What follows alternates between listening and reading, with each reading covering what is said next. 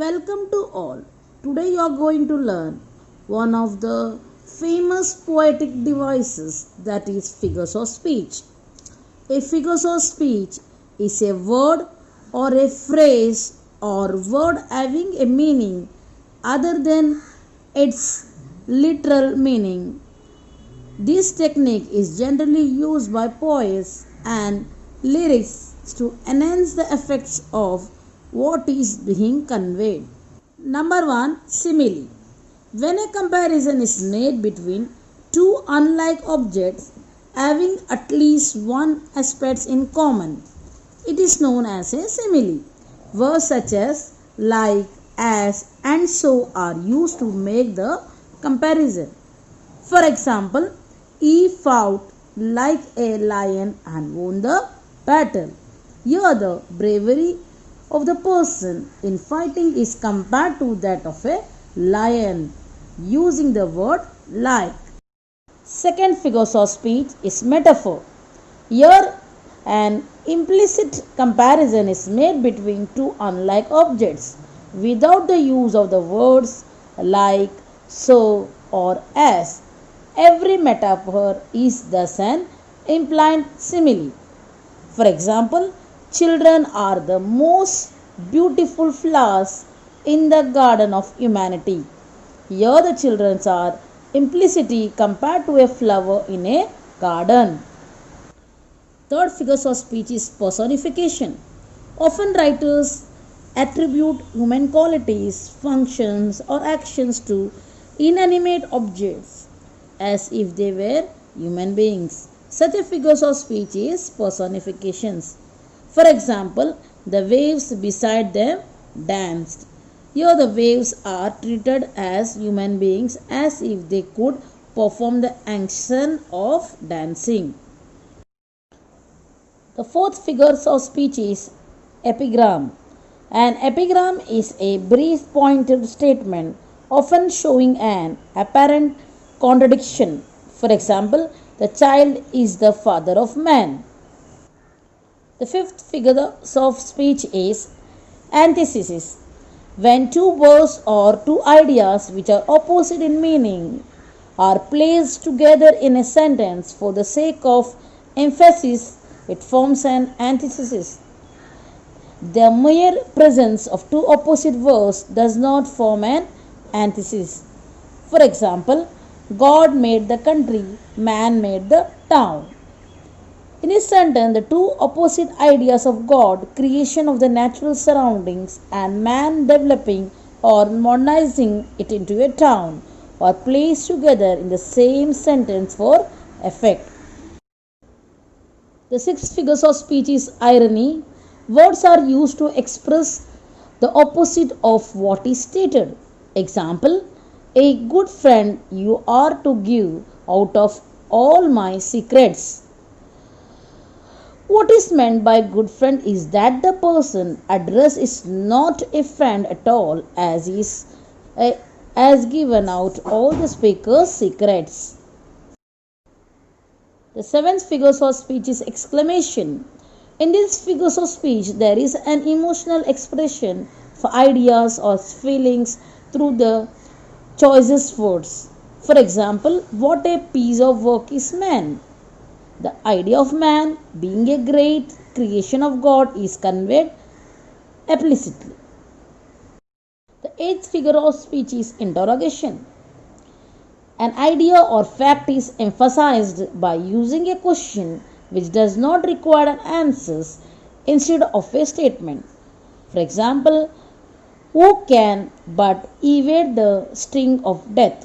The fact that no one can avoid death is emphasized by rephrasing the statement as a question. The figures of speech is ninth, climax.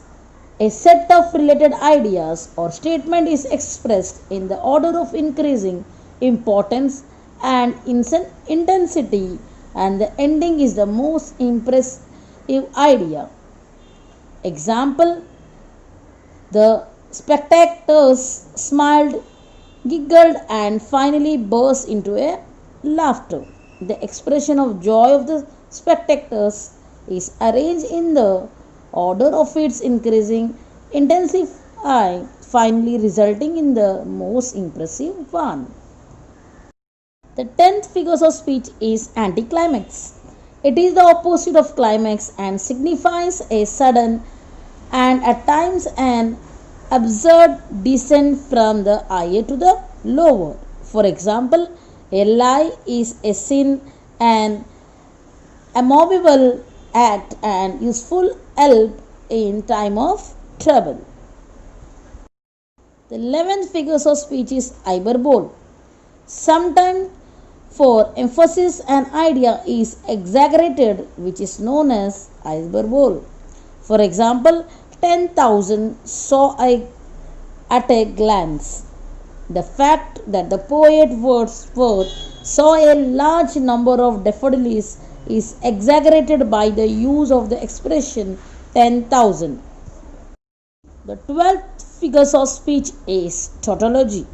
Here the words or expressions of similar meaning are used mainly for emphasis, sometimes for eloquence. Example, pure unadulterated sunflower oil is available here. The meaning of word unadulterated is already contained in the word pure. Now the 13th figure of speech is transfer epithet. Here the adjective is shifted from its original place. The word that is qualifies and is placed before another word to which it does not really belong. For example, the old man passed 3 sleepless nights before her husband arrived. The adjective epithet, that is sleepless, is transformed from person to where it rightly belongs to night, to where it does not belong. 14th figure of speech is repetition.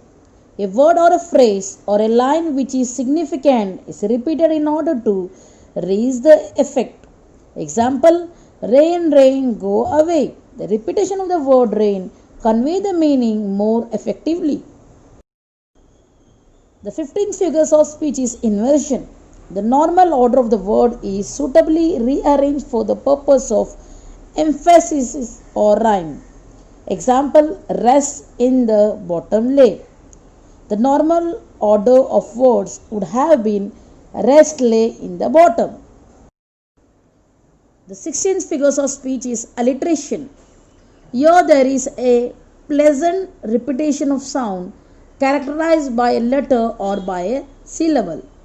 Example, Edna enigmatic smile enchanted the inmates of the entire elevator. The sound denotes by the letter E is repeated, thus producing a pleasant effect to the ear.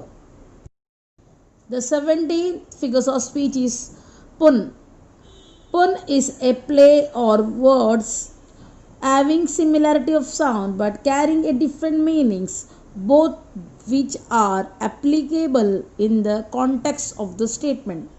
Example, life depends on the liver. The word liver have 2 meanings, namely the organ of the body. Second, the person's living is life. Both the meanings fit into the sentence, hence it is a pun. The 18th and last figures of speech is onomatopoeia.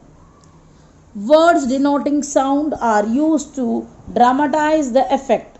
Example, the lion mighty roar was heard amidst the rustling of leaves. The word roar and rustling convey a sense of sound.